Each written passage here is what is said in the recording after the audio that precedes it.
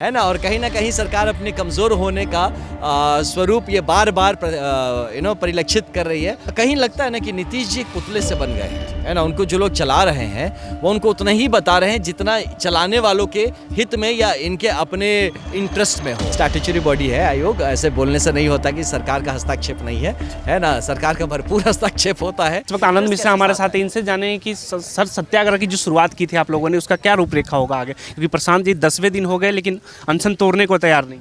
जी बिल्कुल, अभी जो उनकी तबीयत काफ़ी ख़राब हो गई थी तो इंट्रावेनस मेडिकेशन दे के थोड़ा स्टेबलाइज़ किया गया है। और बच्चे भी इस बात से बहुत परेशान हैं कि आखिर ये जो पूरा आंदोलन है इनका जो एक बहुत सबसे बड़े और शायद सबसे इम्पॉर्टेंट एक सपोर्ट के रूप में प्रशांत जी खड़े थे, तो उनका अभी सीन में नहीं हो, मतलब कि हॉस्पिटल में होना उनको चिंतित कर रहा है। आंदोलन तो कमज़ोर कर रहा है, लग रहा है ये ज़रूर कमज़ोर करेगा ना, लेकिन बच्चे कमज़ोर नहीं है। दिखने में लग रहा है कमज़ोर, लेकिन बच्चे कमज़ोर नहीं है। इसका नेतृत्व बच्चे कर रहे हैं, हमारे जो स्टूडेंट्स हैं, छात्र हैं, वो करें। 51 लोगों की इन्होंने आपस में समिति बनाई है जिसको लेके कि इस आंदोलन को आगे बढ़ रहे हैं। और मामला अब हाई कोर्ट में है जो 15 तारीख को लिस्टेड भी है सुनवाई के लिए। और इन द मीन टाइम उम्मीद है कि बाकी दल के लोग भी इसमें एक्टिव होंगे, क्योंकि बच्चों ने सभी दलों के लोगों को बोला है कि आप आइए, नेतृत्व लीजिए और हमारी मदद करिए। तो आशा है इस मंच पे भी सभी दलों के लोग आके बैठे हैं। जी बैठे हैं, तो बस वही हल निकल के आए। हम सबकी यही चेष्टा है कि इसका हल निकल के आना चाहिए और हल निकल के आ जाए बस। और आंदोलन का अगला रूप या इसकी फाइनल जो आप रूपरेखा समझना चाहेंगे, तो हम सब लोग सोल्यूशन चाह रहे हैं, इसका हल निकल के आ जाए बस। ने कोर्ट में भी केस दायर किया था, उसका क्या प्रोसेस, कितना आगे? यही है कि हम बहुत धन्यवाद देते हैं माननीय उच्च न्यायालय का कि इन्होंने कोर्ट को इस केस को एडमिट किया है। यही सबसे बड़ी बात है, नहीं तो ये केस वहीं से खारिज हो सकता है, एडमिट ही नहीं होता, इसमें कोई तथ्य नहीं है। तो माननीय कोर्ट को लगा कि ये सुनने लायक मैटर है, इसमें तथ्य है, तो इसीलिए कोर्ट ने इसको एडमिट किया है। 15 तारीख को सुनवाई करेंगे।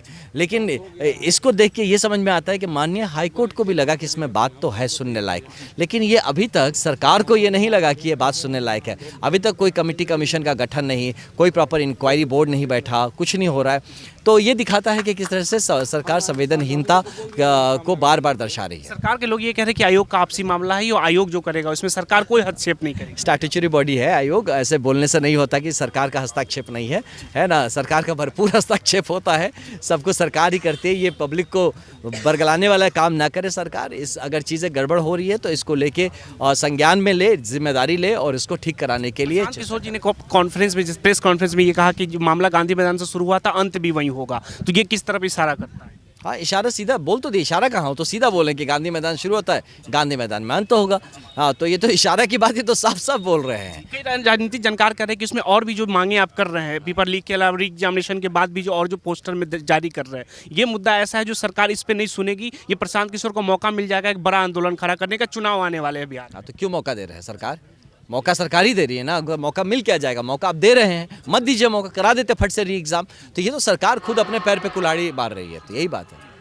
अभी जैसे 15 अगस्त आने वाले हैं, 26 जनवरी को लेकर 5 दिन पहले गांधी मैदान को बंद किया जाता प्रोग्राम के लिए, अभी 14 दिन पहले बंद कर दिया गया। समझ ही रहे हैं कि पूरी तरह से डर का माहौल है सरकार के अंदर, और शायद चीज़ों को संभाल पाने की क्षमता उन्होंने अपनी टेस्ट कर ली और देख लिया कि वो संभाल नहीं पाएंगे, तो इसीलिए इस तरह की चीज़ें करी जा रही है। डर गई है प्रशांत किशोर से, जो पहले से इस तरह संज्ञान ज़रूर बहुत संकोच में है सरकार, है ना। और कहीं ना कहीं सरकार अपने कमज़ोर होने का स्वरूप ये बार बार परिलक्षित कर रही है, और लोग इस बात को देख रहे हैं कि एक सरकार कितनी विवश हो सकती है, कितनी कमज़ोर हो सकती है, ये साफ सबको दिख रहा है। चिराग पासवान भी छात्रों के हित में अब बोल रहे हैं, 25 दिन होने के बाद वो उनको छात्र याद आ गए। देखिए, देर आए दुरुस्त आए, मैं यही कहूँगा। उनको जब याद आ जाए, जब जिसको याद आ जाए, सिर्फ चिराग जी क्यों, नीतीश जी को भी अभी भी याद आ जाए, तो भैया आप आइए और इन छात्रों का जो मुद्दा है इनको आप सलटाइए। नीतीश जी को क्यों नहीं दिख रहा? वो लगातार यात्रा पे निकले हुए, उनकी खुद की राजनीति, छात्र राजनीति से उपज है उनकी। कहीं लगता है ना कि नीतीश जी एक पुतले से बन गए हैं, है ना। उनको जो लोग चला रहे हैं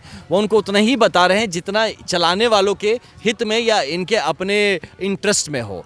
तो इसीलिए मैं बार बार कह रहा हूँ कि माननीय राज्यपाल जी को इसमें डायरेक्टली अब इंटरवीन करना चाहिए। आप प्रेस कॉन्फ्रेंस में पुलिस पे लगातार सवाल उठा रहे थे जिस दिन डिटेन किया गया था प्रशांत किशोर। पुलिस पे सवाल नहीं, ये बेसिक पुलिसिंग पे सवाल उठा रहा हूँ, है ना। पुलिस पे नहीं सवाल उठा रहा, पुलिस तो हमेशा ही ठीक है, मैं तो हमेशा पुलिस का सपोर्टर हूँ। पुलिसिंग के तरीके पे सवाल उठा रहा हूँ। माननीय जो डीजीपी सर अभी नए आए हुए हैं, तो मैं जानता हूँ उनके बारे में, सर काफ़ी गंभीर और अच्छे पुलिस अधिकारी के रूप में जाने गए। तो इनसे आवेदन किया मैंने कि ये डीके बासु जो गाइडलाइंस है ये हर पुलिस वाला जानता है। एक सिपाही को भी जब पहली ट्रेनिंग में जाता है तो पहले 3 क्लासेस के अंदर उनको समझा दिया जाता है डीके बासु गाइडलाइंस क्या है, और उसके बाद आप ऐसे फ्लैग्रेंट आप इसका अगर आप उल्लंघन करेंगे तो आपको शायद पता होना चाहिए कि डायरेक्टली सुप्रीम कोर्ट का आप सुप्रीम कोर्ट का कंटेम्प्ट पिटीशन आप पे डाला जा सकता है, और इसके लिए डायरेक्टली दायित्व सीधा डीजीपी साहब को लेना पड़ सकता है कि राज्य में पुलिसिंग हो कैसे रहा है। जैसे आपने कहा कि नेम प्लेट नहीं थे कई लोगों, जिस दिन डिटेन किया गया था उस दिन की क्या हकीकत? ये बिल्कुल यही था, हकीकत क्या है? आप वीडियो उठा के देख लीजिए, कोई वीडियो उठा के देख लीजिए, आप कौन आदमी आप खुद नहीं पहचानेंगे, है ना, कि वो है कौन, पुलिस भी है या कोई रामलीला में के मन से किसी को उठा के लाया गया है, किसी सेना को, या कोई लोग ऐसे कपड़े पहन के आ गए, तो आपको कुछ पता नहीं चलेगा। 1-2 लोग जो हैं वो उसको लीड कर रहे हैं, जो बड़े सीनियर रैंक के अधिकारी हैं वो भी अपना न रैंक है ना नेम प्लेट है, नहीं आपकी सब कुछ ठीक है, तो ये डायरेक्टली मिस्टेक है। तो के साथ कैसा बर्ताव हुआ जब आपको डिटेन किया गया था? नहीं, बर्ताव तो देखिए मेरे साथ क्या बर्ताव करेंगे, नॉर्मली था जैसे एक डिटेंशन में होता है बर्ताव, वही था। इसमें कोई ये नहीं कहूँगा कि किसी ने किसी का कंडक्ट क्रिमिनल था मेरी तरफ, ये नहीं था, बट ये जो तरीका था वो डेफिनेटली इलीगल था। अब सुने थे आनंद मिश्रा जी को जो अपने लगातार आंदोलन के आगे की रूपरेखा के बारे में बता रहे थे। अब अपनी राय में जरूर बताएं। धन्यवाद।